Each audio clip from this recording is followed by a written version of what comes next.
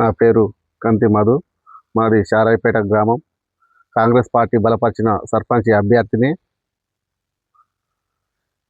నేను శారాయిపేట విలేజ్లోని ఉన్న సమస్యలను కానీ, వీధి లైట్లు కానీ, డ్రైనేజ్ మరియు కోతుల సమస్య, ఏ సమస్య అయినా కానీ, రేషన్ కార్డు కానీ, డ్రైనేజ్ వారికి కానీ, ఇప్పటికే మేము ఇందిరమ్మ ఇల్లు ఇచ్చినాం. 24 ఇందిరమ్మ ఇల్లు ఇచ్చినాం.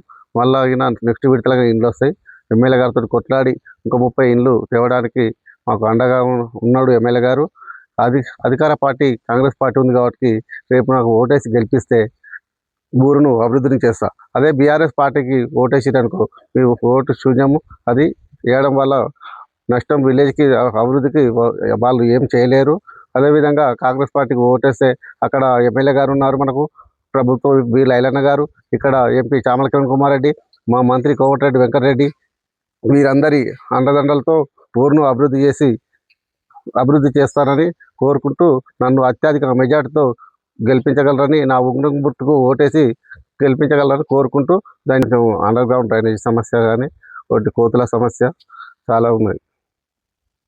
యూత్కు వచ్చేసి యూత్ అందరూ నాకే యువకుడు ఉంటే బాగుంటుంది, ఊరు కోసం అభివృద్ధి చేసే వాళ్ళను చేయాలనే వాళ్ళకి ఉన్నారు. ఊరు మీద చేసి వాళ్ళు చేసింది ఏం లేదు.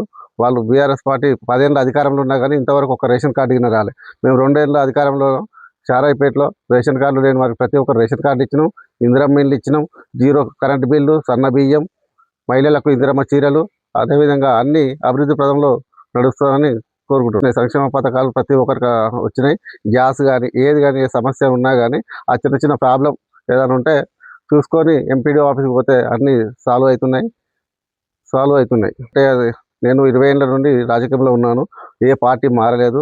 పార్టీ పదవుల కోసం పార్టీలు మారే వ్యక్తిత్వం ఉన్నది కాదు.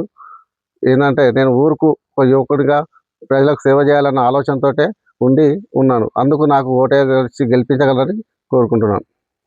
నా వంతు సాయంగా స్కూల్లో కానీ పిల్లలకు ఏదైనా చేయగలుగుతాం. నాకు ప్రైజులు ఇవ్వడం కానీ, పరీక్ష ప్యాన్ కానీ, నెక్స్ట్ 10th క్లాస్ పిల్లలకు నా సహకారం ఉంటుంది. వేరే వాళ్ళకి నాకు కొంచెం డప్పు కళాకారులకు కానీ డ్రెస్సులు ఇప్పించడం జరిగింది. అదే మనకు అన్న బి లైలన్న గారు ఉన్నాడు. ఫౌండేషన్ ద్వారా కింద మనకు బియ్యము, ఏదైనా ఆపద టైంలో అంబులెన్స్ కింద పంపిస్తున్నాడు. అందుకు నాకు ఏ పదవి లేకున్నా కాంగ్రెస్ పార్టీ గ్రామ శాఖ అధ్యక్షునిగా 20 ఏళ్ళు ఉన్నా కానీ పార్టీ మారకుండా ఉండి, మొన్న రీసెంట్గా ఎమ్మెల్యే గారు నాకు 10 లక్షల వరకు సీసీ రోడ్లు పోసినా, ఏ పదవి లేనప్పుడే ఇప్పుడు నాకు సర్పంచ్గా బాధ్యత ఇస్తే నేను ఊరు అభివృద్ధి చేస్తానని తెలియజేస్తున్నాను. శారాయిపేట గ్రామ ప్రజలందరూ కలిసి నా ఉంగరం గుర్తుపై ఓటేసి అత్యధిక మెజార్టీతో గెలిపించగలరని కోరుకుంటున్నాను.